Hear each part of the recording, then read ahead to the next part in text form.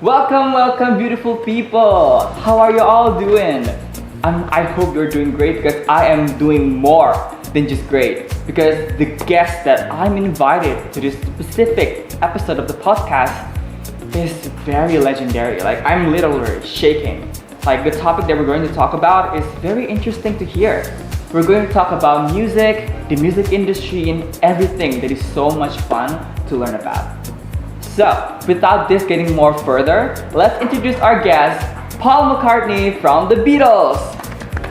Yes, thank you for having me here, Mr. Lilam. It's such a pleasure to be here with you. No, thank you so much for wanting to come here. Yes. Because you're such a great legend. Thank you. Like, everybody knows your name. Like, you wanting to come here is such an honor for me. So thank you. Yes. Thank you.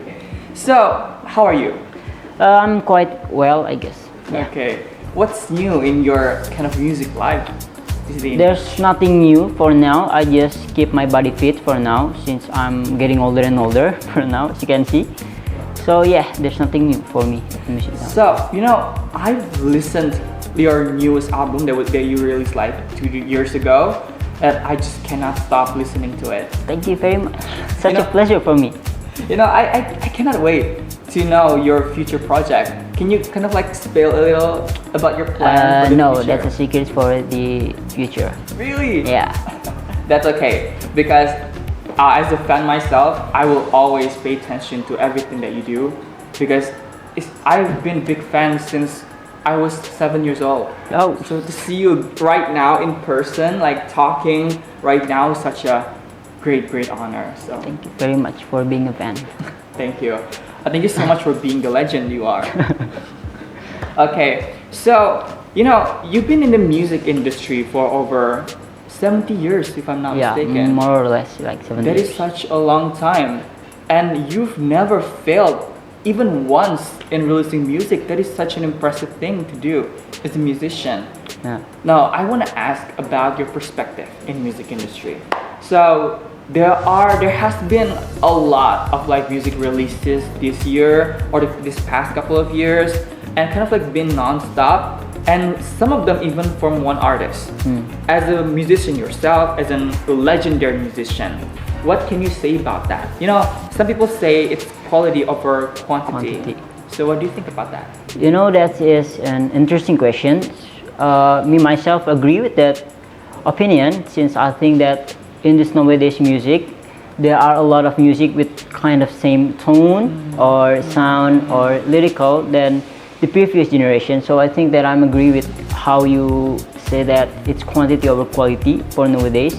But I think it's the downgrade of the music itself. Yeah, I agree with you. But as a songwriter yourself, do you feel like motivated in releasing as much of like music that you want? For me myself, no, because I think that the music that release a lot like that will not have a soul in it. I think it's more important to have a soul in your song than keep releasing song and more. Yeah. Whenever I listen to your music, I always feel like there's so much kind of soul being put into it. So yeah. And what about yourself? Like, you as a songwriter, how do you find that inspiration, that kind of like soul to be put into this music that you've released? Yeah, that's a funny question actually. They think that I get the inspiration from based on my experience and my partner experience in the Beatles, and then I put it into songs with the souls, of course, and then I put a little bit of sugar in it. Yeah, so it's kind of sweet to be listened to. Okay, so your thought process of making music is really inspiring, like gathering from your own experience, such a great thing to do and very beneficial, because you put your experience and then get money for that. Yeah, of course. That is a great thing. That's a great job. Okay, so you talk about your experience. You've written songs based on your experience with your band, your previous band, but now you are a solo artist, right? Is there any difference in becoming a solo artist and also becoming like one of the member of a band? Yeah, of course there are a difference. When you become a solo artist, it kind of feels lonely for me. Since I joined the Beatles for a long time, So when I go solo, I think it's kind of feel lonely for me. But of course, you're getting a lot of money too, since Because you don't have to split with your yeah, members. of course. That's a great perspective to see. Yeah, so again, like, so you've been in the industry alone or with your band for almost 70 years, like previously said. Is there any challenges that you found, like, throughout your years? Yeah, of course. I think there are a lot of challenges for me, especially in how music industry changes for now. There are a lot of difference from the past until now, right? As you can see. For example, like the genre of the music and how you promote your music. And in the past, you release an album and the album sold out. But nowadays, you could put it on YouTube or Spotify or something like that. And I think that I have a hard time with gadgets since I'm grow older and older, as you can see. Yeah, I think that it's kind of hard for me. And then also, like, right now, there are the access of social media in promoting music, right? But you previously said that you are getting older and getting hard to kind of like adapt to social media and all. But do you think that with those social media kind of rising and influencer culture, do you think that it impacted the artists and the way music is marketed and consumed? Yeah, of course. I think it's better for the younger people, since I think that it's easier for them to promote their music on the social media, and people could easily listen to their music without buying it. And I think that they're getting the same profit for example, like the AdSense or something like that.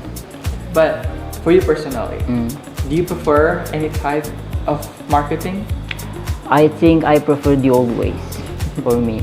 Yeah, I've interviewed a lot of people and they actually said the same thing about like you. Yeah. Because I think that you have the hard copy of the album, right? And I think that it could be a memorable items for you and for the musician, I think. Yeah. You're right. Because my mom, like yesterday, kind of like opened this big box that consists of like CDs and hard copies of music, and it actually brings back memories. Yeah. So I agree with you so much. Okay, another aspect that is changing in the music industry, other than social media, also technology, right? So yesterday, my lecturer kind of like talked on and on about AI. And I realized that AI can also create music and lyrics. How do you see that impacted the artist, the real human artist in the music industry? I think that it won't that be impactful for me, since I think that there are different music that created by a human and robot. Robot can create the soul in the song. So it won't be good, I think, than the human made. So I think it won't be that impactful for me.